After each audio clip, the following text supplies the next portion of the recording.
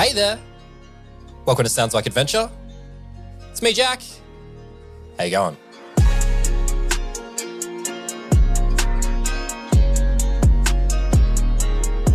Sounds Like Adventure is a fully independent Australian actual play podcast, and you have tuned into Space Like Adventure. This is our current campaign, and it's a sci-fi campaign set in the world of The Expanse. I'm Jack, I'm your DM, and in each and every episode, I'm going to be joined by the following 5 wonderful people.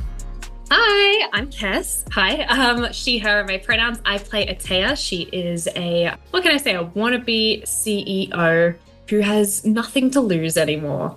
Hello, I'm Derek, he, him are my pronouns, and I play as Trevor, the former pro wrestling champion with the heart of gold. Hi, I'm Jazzy, I use any pronouns, and I play Shrike, who is the resident young angsty belter, trying to figure out where she belongs in life. Hi, my name's Arlo, I use he, him pronouns, and I'm playing as Flint Bancroft, a former Martian naval officer with severe daddy issues. Hi, I'm Jacob, he, him pronouns, and I play Mo, former beat cop and current drunken mess. And me, I'm Jack, of course, the DM of this campaign, and my pronouns are he, him, and I play everyone else. So now you know who we are. Let's get into the real story. This is Space Like Adventure, a Sounds Like Adventure actual play all about a ragtag group of misfits overcoming their corporate overlords in The Expanse.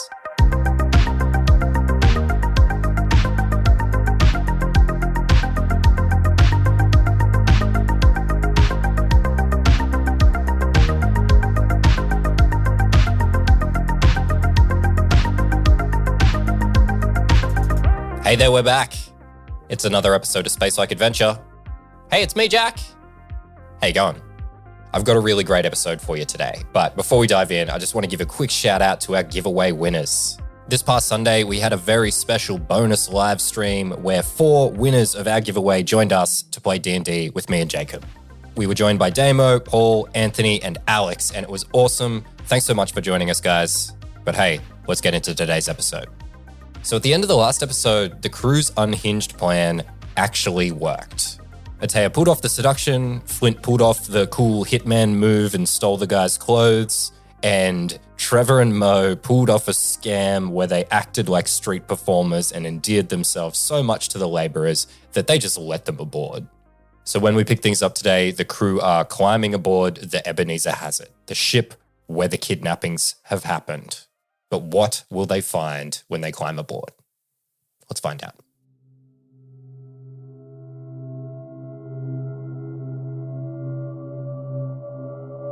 So things wrap up with the crew of laborers and they sort of head off on their way, and you guys make your way into the Ebenezer Hazard. Doors have just slid open and the 5 of you have headed inside, and you find yourself in the main entrance of the ship, and it's totally deserted. A ship like this is pretty small, so after you head through the airlock, you're in the main common area of the ship. There's a metal grated floor beneath you, and there's industrial equipment and crates of mail placed around. Some of them seem like they've been opened hastily. You can see several doors heading off in different directions. So you're all in here now, you're all back together. So the plan was pretty much just get inside. I don't think there was much discussion of what you guys would do once you actually get in. So what are you guys going to do? Now, first and foremost, they've been taking people. We need to see if there's anyone on the ship. I think everyone needs to be ready for some sort of... I think we should split up and search for clues. Yeah, that's... Cool. All right, well, I am going to go this way. Does anyone want to come with me? Because, maybe, like, Flint, do you want to come with me? Because I feel like, I don't know, you're a bit, I feel like you're maybe in your head a bit. And, I feel like I'm a very grounding person, so. I've never felt better, but yeah, sure, we could, yeah. I think Flint's going to confusingly draw his pistol and, let's let's have a look around. What if we find anyone else like we did on the last ship we were on? What? The guy was getting experimented on or whatever. Yeah, what happened to the guy with the suit, by the way? How'd you get his suit? Oh, it's with the plan. Flint, But- he was attacking me, and Flint came in and just kind of pistol whipped him. He did a good job. Okay. I feel like I should leave it there. Yeah, look, you don't want to look like, yeah. Okay. it's- Understood. Let's have like a spine kind of going in the opposite direction to the way it should go. I think, Mo will just look at Trevor and Shrike and say, "Well, I guess just us." You look after yourselves, all right? Cool. We're all connected on the comms, so if anything goes wrong, you'll hear me yelling. Trevor, come running. Yeah. So as I say, it's a pretty small ship, and this first area that you're in is sort of the main common area of the ship. You can see a few doors around the room where you could go into different areas. So yeah, what are you doing? Definitely going through this door. You make your way to this door at the top of the room here. I think Atei is following him as well, just putting that out there. So Flint and Atea make their way to this door at the top of the room, and both of you notice that there's a makeshift electronic lock that has been crudely attached to the control panel.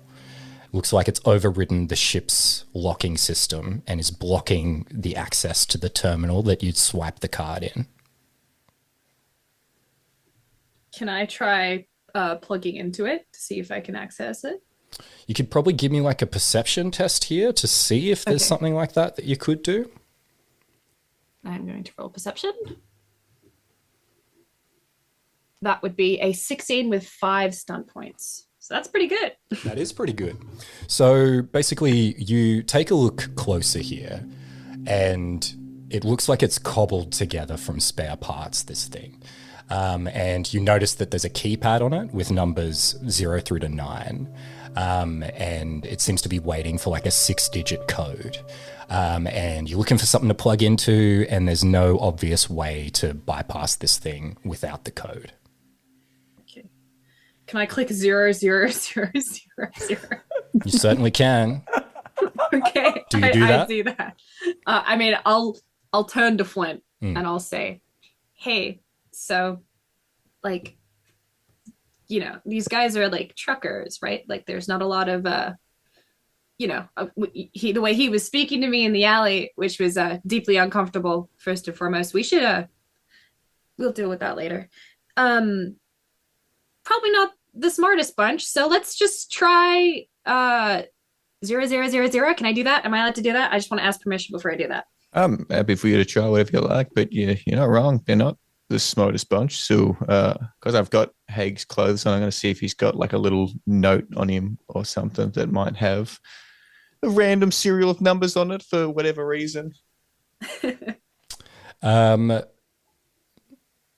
No, I'm not even going to make you roll for that. There is not anything in Haig's pockets for this. Just with the keypad and the locking mechanism, are we assuming that the only way of getting through this is by getting the code correctly, or if I took out my gun and shot through whatever it was? He's on a mission. I'll let you shoot it if you want to shoot it. No, do your 0, 0, 0. Let's see. Okay. All right. Well, Tail leans in, having approval. Now she's asking. She understands the Flint is locked and loaded. And yeah, she'll click 0, 0, 0, 0, 0, 0. Yeah, it doesn't work. Okay. Oh, Bummer. worth a try.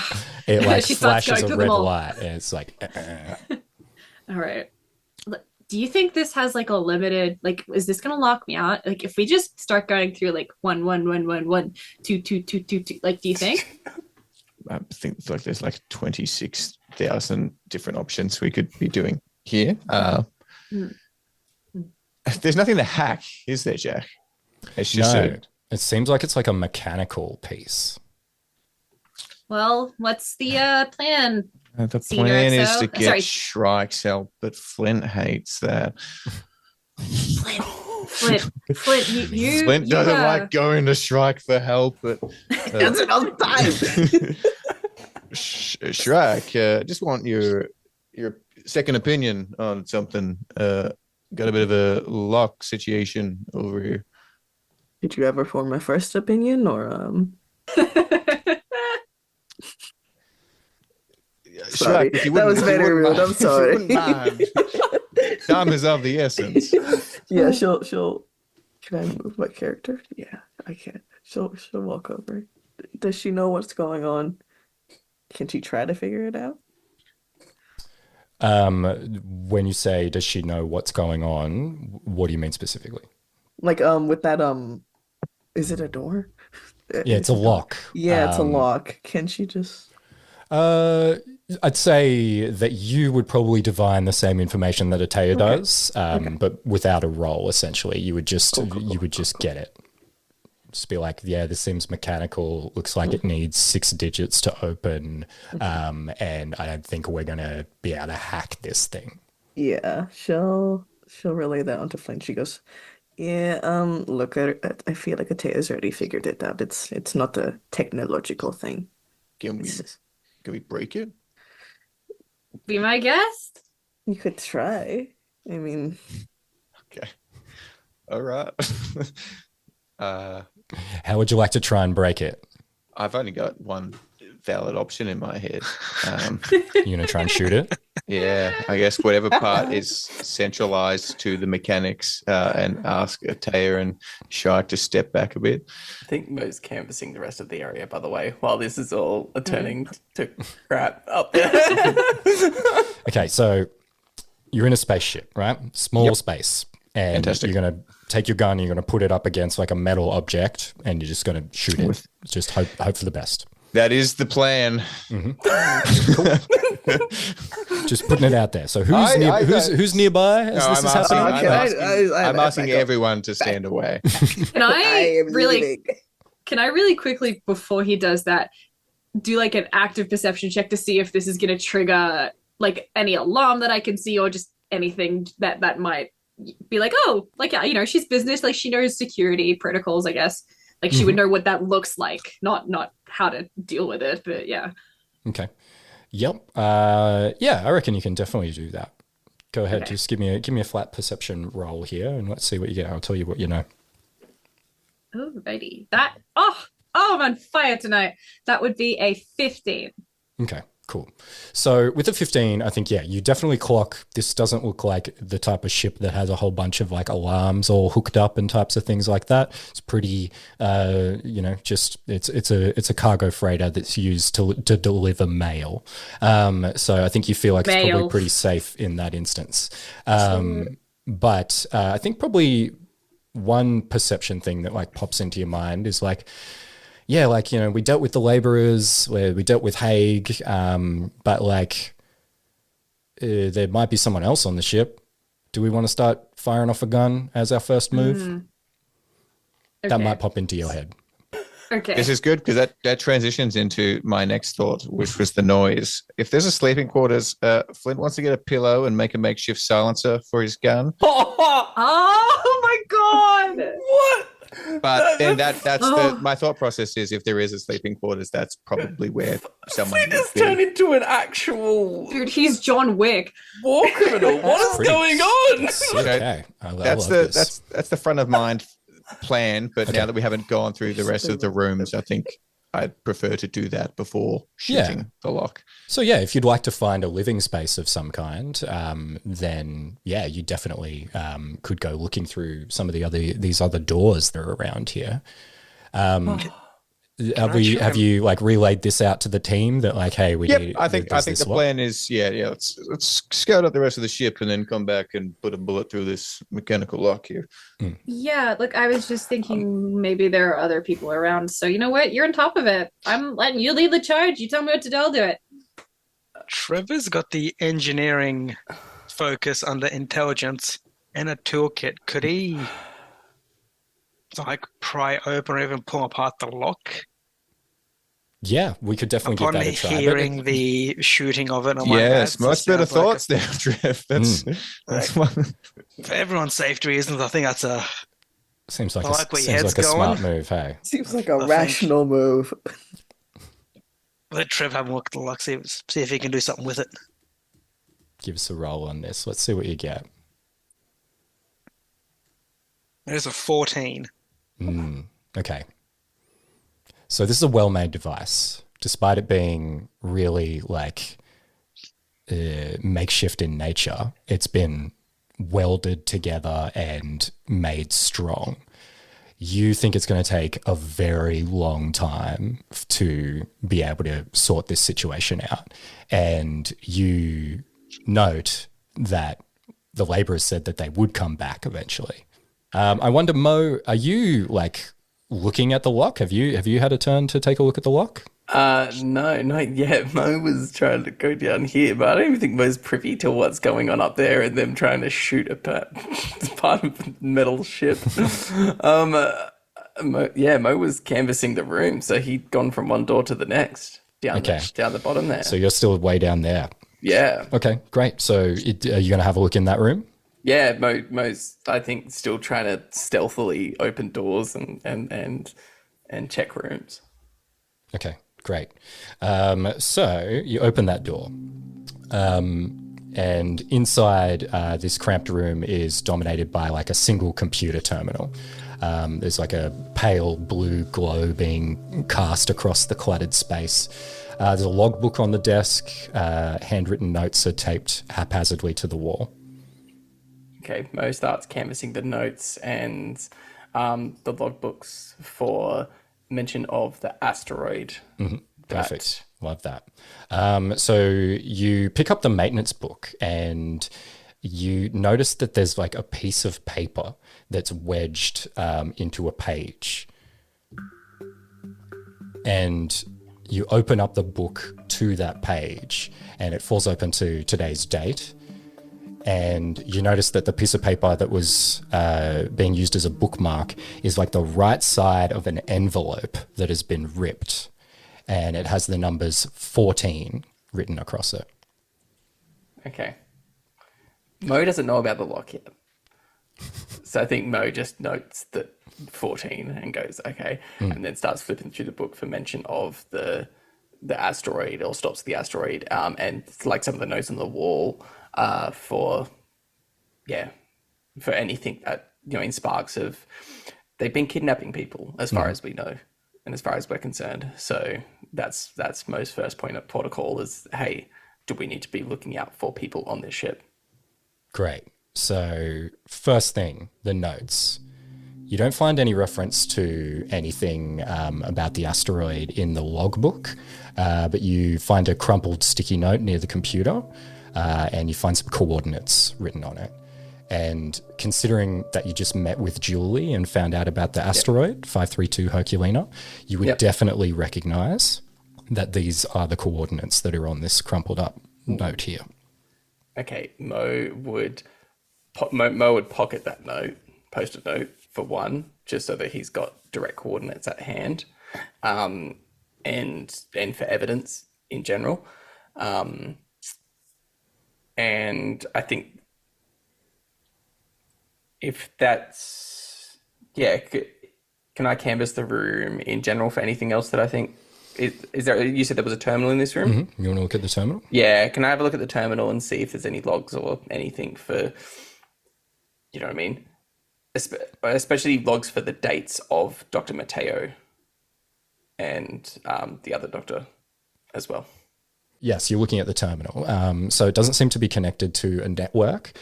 So you just access the personal journal. And most entries are pretty mundane. So you just take a look at the most recent entry. No entries after this. It says cargo delivered to 532 Herculina. Never again. What have we done? The entry is dated shortly after Matteo Siri's disappearance. Okay. I think Mo, at that point, seeing something that incriminating and that specific, Mo would step back out into the main room and, hey, guys, something I think you all need to see. Okay. I guess, yeah, Atea, she's following Flint around now. She's got her faith in Flint. But she'll turn her head and kind of crane it over towards Mo. Yeah. And she'll say, "Is it a code for a lock?" Mo immediately says, how many numbers? 1, 2, 6. And it's not 000, 0 a bunch of times. I think I got 2 numbers, but there's something I think that, we all need to see. There's some logs down here that are pretty incriminating. Logs. What do you think, Flint?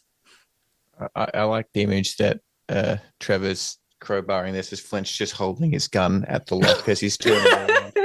If Mo can see this, Mo is like, "What are you? What are you numbers, two doing?" Numbers seems good. We could have looked for the numbers. Let's go through some logs. We were opening a lock. But yeah, sure. Whatever you say, Flint. Come on. And Mo will show them the numbers on the note. He'll show them the coordinates on the sticky note, and he'll also show them that log of like, what have we done? Never again.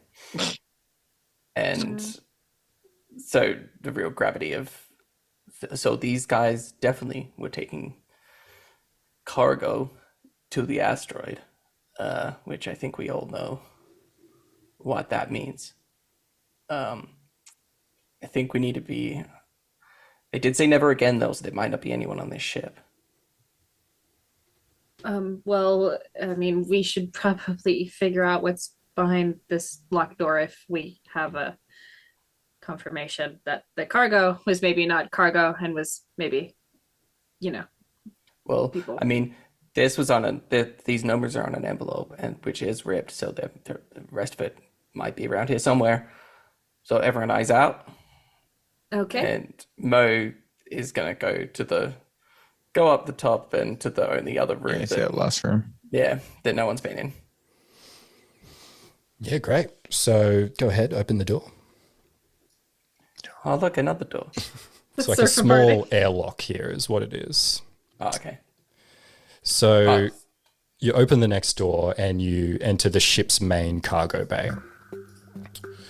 So it's essentially a large shipping container attached to the side of the ship through an airlock. The space is vast compared to the common area. There's stacks of shelves, containers lining the walls. There's another industrial workbench. You can spot a forklift. And there's cargo nets as well. What are you guys doing in here? Mo's gonna just general look around for starters. And I think he would just like motion to the others and see everyone split up. This is really the only room that we can canvass at this point. And Mo will just start at one corner and start just looking around, I guess, for numbers or for just anything else incriminating or leading back to the doctors. Yeah, terrific. So what's everyone else doing? So there was some stuff to look at in here. There's stacks of crates. There's a workbench. There's a forklift, some cargo nets. What are we looking at? I'll go the cargo nets. Okay. See what they're strapping down. Trevor's going to the cargo nets. Then we'll go to the workbench. If there's anything there that could either be used to pry open the lock, or if there's any notes or anything on that. Mm-hmm. I think at this stage, Taya is just following Flint around. Puppy. Great. Shrek? Honestly, she just stand by the door. She doesn't look. Peace and love to everyone here. She doesn't care that much. She really doesn't want to. Like after seeing that guy's like spine just get out, she's just like, I just need to scroll on my handheld device for a good couple of hours to get that. Disassociate for a little Fully while. disassociate. It's like, yeah, you guys have fun anyway. So Mo, you're looking around the crates, you don't really spot anything. But Trevor, you're looking at the nets. And when you're looking at the nets, you notice a torn piece of clothing caught in the cargo net, and it looks like part of a lab coat sleeve. Oh. And then over to Flint and Atea here now. So you guys are looking at the industrial workbench. So you guys approach the bench and there's tools and equipment all over it, and you scan the surface and something catches your eye. It looks like it's wedged under a heavy wrench. Looks like a piece of paper. Pick it up. What's on the paper? It's the other side of that torn envelope. One of the other sides, anyway. I don't know. Mo has the other side still, so you probably can't test to see how they align, but you can see the left edge of the paper, and carefully slide it out. Numbers 23 clearly visible on it. Okay. Damn it. We have to find the last piece now. It's a puzzle. Yeah, I think Mo, not finding anything in the industrial crate, will sort of just start, as he's wandering around the room, passes by Shrike and notices like Shrike is a bit distant, and just as casually as he's sort of walking by and canvassing, he just, Shrike, you right? What's up? Oh, just, earlier I wasn't even there. It's just like, don't know what happened between Flint and Atea. I don't know. It was really gross. His spine was all weird. His spot. I don't know. Wait. I don't know. I thought they just knocked him. She just like looks at him. Is he alive? Maybe. Maybe. She looks at him. He's like, I don't know, man. But the plan wasn't to kill the poor guy. I don't know what the plan was. I wanted to leave. I'm not saying he was good. I'm not saying he was a good person. Like we've just proven that he's been taking people, but did he deserve to die? I don't think that's for us to decide. I don't know. Okay. Thanks for checking in. I'm probably just gonna not be useful Okay. whatsoever. You guys have fun though. Look, it concerns me that I seem to be the voice of reason. No, I'm sure.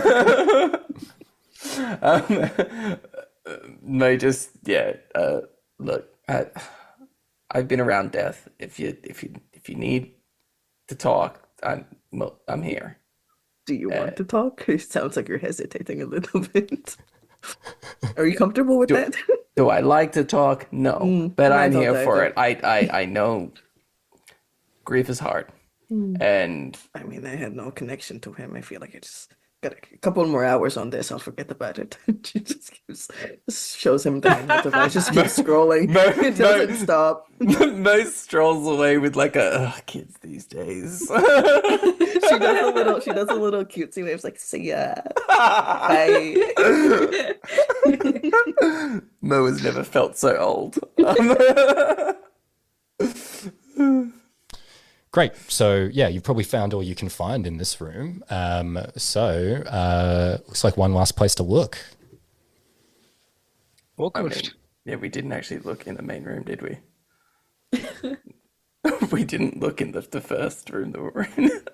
We just went through all the doors. I guess Mo walks back into the first room and Mo looks for a trash can. Looking for a trash The envelope can? was ripped up. Yeah, the envelope was ripped up. So Yeah, you could look for a trash can, definitely. So what else is what's everyone else looking at in here though? Trevor's looking in the toilet area. Looking in the toilet. I like it. Flint? Is there any tables around in here that we can peruse?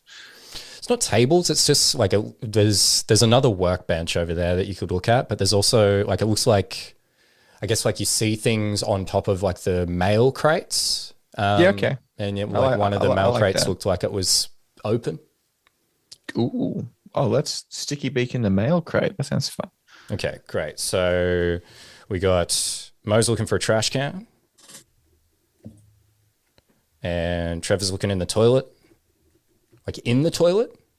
I like the bathroom area to see. People read in the toilet. Maybe stuff got chucked in there as well. it's gonna find a Playboy magazine. Yeah. Nice. Space jugs. The tradies. So Mo, you have a look around for the trash can, and you find next to the industrial workbench, you can see a refuse bin there, and you scrounge around in it. There's like some crumpled up paper. You don't come across the next piece of envelope, but you find a medical wristband under some rubbish in there. Looks like the name and the details have all been smudged off it, but you can make out that it says Project Nauvoo on it. Okay, Mo pockets that as well, because this is all, all good stuff for the Mormons to get our money. Nice. Oh, yeah. Trevor, it seems just like a toilet to you. There isn't anything specific in here that you find. It's probably not the nicest toilet either. It's probably got a bit of a smell. How does Trevor react? He's going to quickly have a pee. Straight in. It's like that open back to the rest of the party. I mean, you gotta go. It's true. I love that, like, we're creeping around. It's really silent, and then we just hear this steady stream. Like, there's no. How does everyone react to that? Ataya, Trevor. I think she'll peeing. just make a bit of a disgusted face. Like, ooh. She'll roll her eyes. Shrek. When you gotta go. She's not gonna judge him. It's Trevor. He can't do anything wrong. Yes, love that. Okay. Don't want her goddamn phone. Just wants the phone. Great. So then, Arlo, you take a look inside the crate. You see packages and some envelopes. But you notice at the top, there's an envelope that has had both sides ripped off of it. It's just the middle part. Hastily scrawled letters. It says 67. Let's piece the puzzle together. I'll grab out my 23 and see where that fits in with it. The left side. Mo, did you disclose that you found numbers, or was that? Yeah, it was the first ones we found. Yeah. Well, I think we got the code for the lock here. If you want to just put this all together. Mo said end 14, which is the end. So what are we? 23, 67, 14. Flint wants to go put that into the lock and open the lock. I think at this point Mo would have pistol ready just in case. Cool. Yeah. I think Ataya is just kind of following Flint around. She craves someone to follow. So Great. So you tap the code into the keypad.